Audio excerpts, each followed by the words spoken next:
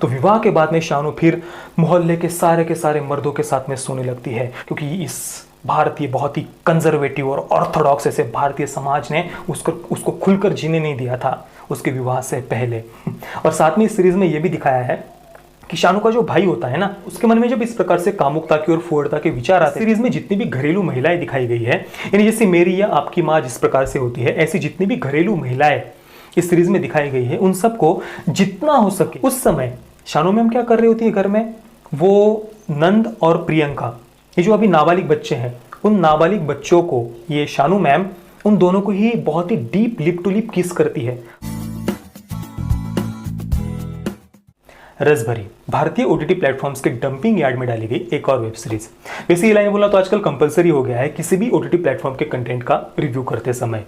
और आजकल तो ये भारतीय ओटीटी प्लेटफॉर्म्स केवल डंपिंग यार्ड नहीं रह गए हैं, बदबूदार डंपिंग यार्ड बनते जा रहे हैं। जैसे कि गटर का ढक्कन खोलती ही एकदम से दुर्गंध आती है ना, बदबू आती है, उसी प्रकार से इन भारतीय ओटीटी प्लेटफॉर्म्स का जो कंटेंट है वो देखते समय हमें बिल्कुल वैसा ही कुछ अंदर से फील होता है। और अमेजॉन प्राइम वीडियोस को तो शायद पाताल लोक, द फैमिली मैन या फॉर मोर शॉर्ट्स प्लीज के समय जितनी गालियाँ पड़ी थी, वो गालियाँ शायद उनको कम पड़ गई थी या कम लगी थी शायद। इस वजह से अमेजॉन प्राइम वीडियोस और स्वरा भास्कर जी ढेर सारे फेमिनिज्म से भरी और प्रोग्रेसिव थॉट्स से भरी हुई रसभरी ये वेब सीरीज हम सब के लिए लेकर आए हैं, जिसके द्वारा पेट्रियार्की, मास्कुलिनिटी, अंधविश्वास, जेंडर इनइक्वलिटी, ऑर्गेजम इनइक्वलिटी और वो क्या कहते हैं मिसोजिनी, इन सब पर करारा प्रहार किया गया है।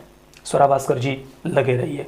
मैं तो कहूँगा, मतलब सीरियसली मैं कहूँगा कि स्वरा भास्कर जी हर महीने ऐसी कोई ना कोई फेमिनिस्ट वेब सीरीज आप जरूर लेकर आइए। तो ऐसे ही बहुत ही प्रोग्रेसिव थॉट से भरी हुई रसभरी इस वेब सीरीज में लगभग 25 से 30 मिनट के कुल मिलाकर 8 एपिसोड्स हैं, जिन्हें देखने के लिए आपके अंदर असीम सहनशक्ति होनी चाहिए। क्योंकि देखिए, अलौकिक प्रतिभा की धनी स्वरा भास्कर जी और उनका वो अपार असीम ऐसा टैलेंट, प्रतिभा, अद्भुत अभिनय, उसे समझ पाना और झेल पाना किसी सामान्य मनुष्य के बस की बात नहीं है। कोई भी सामान्य मनुष्य स्वरा भास्कर जी के उस अद्भुत अभिनय को 1 सेकंड से ज्यादा स्क्रीन पर झेल नहीं सकता है। तो सोचिए 8 एपिसोड्स को देखने के लिए आपके अंदर कितनी ज्यादा असीम सहन शक्ति होनी चाहिए। चलिए कहानी के बारे में बात करते हैं। ये कहानी नंद किशोर त्यागी, इस छात्र की जो अपनी वर्जिनिटी तोड़ने के लिए बहुत ही ज्यादा उतावला हो गया है।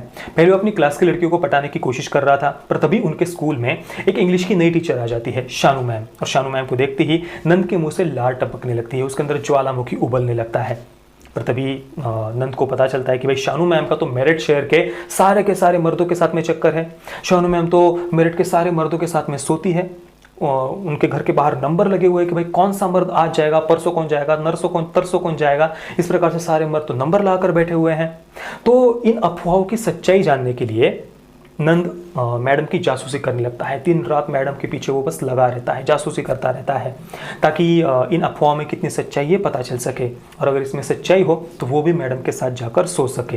तो आखिर वो मैडम के घर में क्लास लगा लेता है और उसके बाद में फिर वो मैडम को किस करता है, जिसके बाद मैडम उसको एक जोर से तमाचा मार देती है। फिर मैडम की लाइफ बर्बाद करने के उद्देश्य से नंद मैडम के जो पति है, शानू मैम के जो पति है, उनको जाकर वो चुगली कर देता है कि भाई मैडम के बारे में गांव में ऐसी ऐसी बातें हो रही है, गांव के सारे, शहर के सारे मर्द आकर मैडम के साथ में सो रहे हैं। तो फिर पति को ये सब सुनकर कोई भी आश्चर्य नहीं होता। वो कहता है भाई यार ये मैडम नहीं है, वो तो रसभरी नाम का एक भूत है जो मैडम के अंदर घुसकर इस प्रकार से गांव के, शहर के सारे मर्दों के साथ में, मोहल्ले के सारे मर्दों के साथ में सोता है। और इसी रसभरी भूत से परेशान होकर शानू मैम और उनका पति उनके पहले गांव को छोड़कर मेरठ इस नए शहर में रहने के लिए आए थे, ताकि उस भूत से पीछा छूट सके। देखा कितना मासूम पति है ना शानू मैम का। और इससे भी आश्चर्य की बात यह है कि जो नंद है वो भी इस बात पर वो विश्वास कर लेते कि हाँ ऐसा कोई भूत है, शायद इस सच में ऐसा कोई भूत है। अब ये सब जब नंद कर रहा था, मैडम की जासूसी वगैरह, इस बीच में नंद के क्लास की एक छात्रा है, लड़की है जिसका नाम प्रियंका है। वो नंद को पसंद करने लगती है, उसको अपना वो बॉयफ्रेंड बनाना चाहती है। पर नंद तो पूरी तरीके से मैडम के पीछे पागल हो चुका था। तो प्रियंका गुस्सा हो जाती है नंद से। इसके बाद में फिर जो शानू मैम है वो नंद को बड़े बड़े नैतिकता के उपदेश देती है, रिस्पेक्ट वगैरह के बहुत बड़े बड़े नैतिकता के उपदेश देती है, जिसका उपयोग करके नंद प्रियंका को फिर से खुश कर लेता है और वो दोनों अभी एक साथ में है, रिलेशनशिप में, नंद और प्रियंका। चलिए शानू मैम के कैरेक्टर के बारे में बात करते हैं। शानू को बचपन से ही नाच गाने का बहुत शौक होता है। जब वो 5 वर्ष की थी तो उनके घर में कुछ फंक्शन वगैरह था और वहाँ पर बहुत सारे उनके रिश्तेदार और मोहल्ले के लोग वगैरह आए हुए होते हैं। तो उन सब के सामने शानू एक कामुक गाने पर बहुत ही सेडक्टिव ऐसा डांस करती है, 5 वर्ष की बच्ची। तो वहाँ पर बैठे हुए जितने भी मर्द होते हैं, पुरुष होते हैं, जो दारू पीते हुए वो सेडक्टिव डांस देख रहे थे, वो बहुत ही क्रोध और घृणा भरी नजरों से उस 5 वर्ष की बच्ची की तरफ देखते हैं। और वहाँ पर बैठी हुई जो महिलाएं थी वो ठहाके लगाकर हंसते हुए ये कहती है कि भाई ये जो तुम्हारी बच्ची है ना, ये बड़े होकर केवल अपने पति को ही नहीं तो पूरे के पूरे मोहल्ले को खुश करेगी। ऐसी बातें वो बड़ी महिलाएं 5 वर्ष की बच्ची के बारे में कहती है, ऐसा सीरीज में दिखाया है। और इसके बाद भी जब शानू बड़ी भी हो जाती है तब तक भी ये जो बहुत ही घिनौनी और पिछड़ी हुई दकियानुसी सोच वाला जो भारतीय समाज है और उसके शानू के जो माता पिता है उनका शानू पर ये अत्याचार और ये जुल्म शुरू ही रहता है। शानू को वो खुलकर जीने नहीं देते, शानू को दबा कर रखते हैं। तो माता पिता के और इस बहुत ही घिनौने ऐसे भारतीय समाज के अत्याचारों से पीड़ित शानू का जब विवाह हो जाता है तो विवाह के बाद में शानू फिर मोहल्ले के सारे मर्दों के साथ में सोने लगती है, शहर के सारे मर्दों के साथ में सोने लगती है। और ये सोने के लिए वो रसभरी भूत उसके अंदर आ गया है ऐसा बस नाटक करती है, क्योंकि इस भारतीय बहुत ही कंजर्वेटिव और ऑर्थोडॉक्स ऐसे भारतीय समाज ने उसको खुलकर जीने नहीं दिया था उसके विवाह से पहले। और साथ में इस सीरीज में यह भी दिखाया है कि शानू का जो भाई होता है ना, उसके मन में जब इस प्रकार से कामुकता की और फुहड़ता के विचार आते थे लड़कियों के प्रति, तो शानू के माता पिता उल्टा शानू के भाई को सपोर्ट करते थे, इनकरेज करते थे। मैंने आज तक सच कहता हूं किसी भी सभ्य समाज के ऐसे माता पिता नहीं देखे हैं जो अपने बेटे के कामुक विचारों को या फुहड़ता के विचारों को देखकर खुश हो रहे हो या अपने बेटे के कामुक विचारों को वो एनकरेज करते हो, सपोर्ट करते हो। ऐसे कोई भी सभ्य समाज के माता पिता मैंने तो आज तक नहीं देखे हैं। हाँ, उल्टा माता पिता अपने बेटों को ये जरूर कहते हैं कि भाई तुम्हें ब्रह्मचर्य का पालन अवश्य करना चाहिए, और बेटियों को यह सीख दी जाती कि भाई तुम वीरांगना हो, किसी को भी तुम्हारी तरफ गलत नज़र से देखने का या गलत तरीके से छूने का अधिकार नहीं है, और कोई भी इस प्रकार से कुछ गलत तरीके से तुम्हारी तरफ देखता है या छूने की कोशिश करता है तो तुम उसे करारा जवाब देना, तुम आदिशक्ति का स्वरूप हो। ये सीख बेटियों को दी जाती है भारत में।